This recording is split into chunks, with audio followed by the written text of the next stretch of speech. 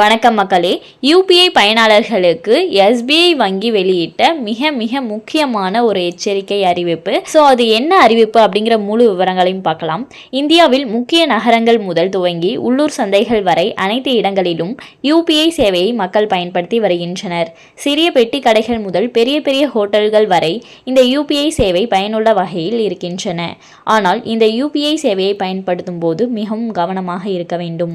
அதாவது தினமும் ஏதாவது ஒரு டிஜிட்டல் மோசடி சம்பவம் நடந்து கொண்டேதான் இருக்கிறது. குறிப்பாக ஏதேனும் ஒரு வகையான மோசடி நடைபெற்று பொதுமக்கள் விழிப்புணர்வு பெற்று வரும் நிலையில் மற்றொரு புதிய மோசடி வெளிச்சத்திற்கு வருகிறது. அந்த வகையில் தற்போது ஒரு புதிய வகை மோசடி வெளிச்சத்திற்கு வந்துள்ளது. அதாவது தற்போது நாட்டின் மிகப்பெரிய அரசு வங்கியான பாரத ஸ்டேட் வங்கி தனது வாடிக்கையாளர்களுக்கு ஒரு குறுஞ்செய்தி மூலம் எச்சரிக்கையாக இருக்குமாறு வேண்டுகோள் விடுத்துள்ளது. அதன்படி யூபிஐ மூலம் தெரியாத நபர்கள் உங்கள் வங்கி கணக்குக்கு பணம் அனுப்பி அதை திரும்ப பெறுவதற்கான கோரிக்கைகள் வந்தால் எச்சரிக்கையாக இருங்கள்.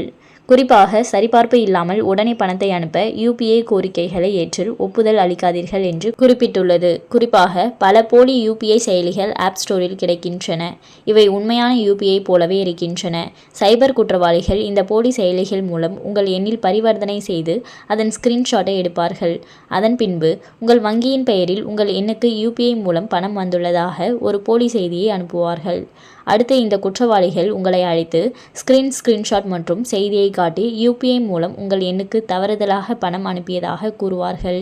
அதன் பின்னர் சைபர் குற்றவாளிகள் தங்கள் யூபிஐ எண்ணை உங்களுக்கு கொடுத்து பணத்தை விரைவில் திரும்ப கேட்பார்கள். எனவே இது உங்களுக்கு நடந்தால் கவனமாக இருக்க வேண்டும். அதாவது இது போன்று நிகழும் போது நீங்கள் எந்த அவசர நடவடிக்கைகளையும் எடுக்கக்கூடாது.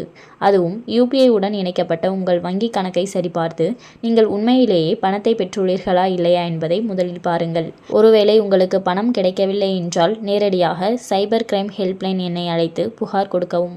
இதன் மூலம் மோசடியில் இருந்து தப்பிக்க முடியும். ஒருவேளை தெரியாத ஒரு நபரிடம் இருந்து உங்கள் வங்கி கணக்குக்கு பணம் வந்தாலும் 15 முதல் 20 நிமிடங்களுக்கு பேங்க் பேலன்ஸை செக் செய்ய வேண்டாம். இல்லையெனில் அப்படி தொகை வந்தவுடனே பின் நம்பர் போடுகிறீர்கள் என்றால் வேண்டுமென்றே தவறான பின்னை பதிவிடுங்கள்.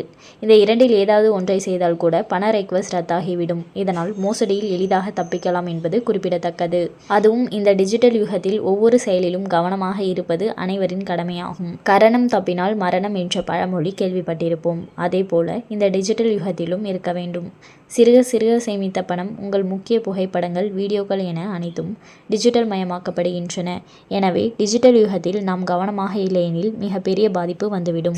இந்த டிஜிட்டல் காலகட்டத்தில் எல்லாமே டிஜிட்டல் மயமாக்கப்பட்டு இருக்கு. அந்த வகையில் மோசடிகளும் டிஜிட்டல் முறையில் அதிகமாகிக்கிட்டே இருக்கு. உங்களோட பணத்தை எவ்வளோ சேஃபாக வச்சிருக்க முடியுமோ அவ்வளோ சேஃபாக வச்சுருங்க. தேவையில்லாத வரக்கூடிய எந்த ஒரு லிங்கையும் கிளிக் பண்ணி உங்களோட பர்சனல் டீட்டெயில்ஸ் எல்லாம் கொடுக்காதீங்க. அண்ட் மேலும் இது போன்ற அரசாங்கம் சார்ந்த அனைத்து அப்டேட்களையும் உடனுக்குடனே தெரிஞ்சுக்கணும்னு நினச்சிங்கன்னா மறக்காமல் நம்ம சேனலை சப்ஸ்கிரைப் பண்ணி பக்கத்தில் இருக்க பெல் ஐக்கானை கிளிக் பண்ணி அதில் ஆளுங்கிற ஆப்ஷனை செட் பண்ணி வச்சுக்கோங்க. அப்போ தான் நம்ம அப்லோட் பண்ணுற வீடியோ உடனுக்குடனே உங்களுக்கு நோட்டிஃபிகேஷனாக வந்து சேரும். அது மட்டும் இல்லாமல் அந்த லைக் பட்டனை தட்டி விட்டுருங்க. தேங்க்ஸ் ஃபார் வாட்சிங்.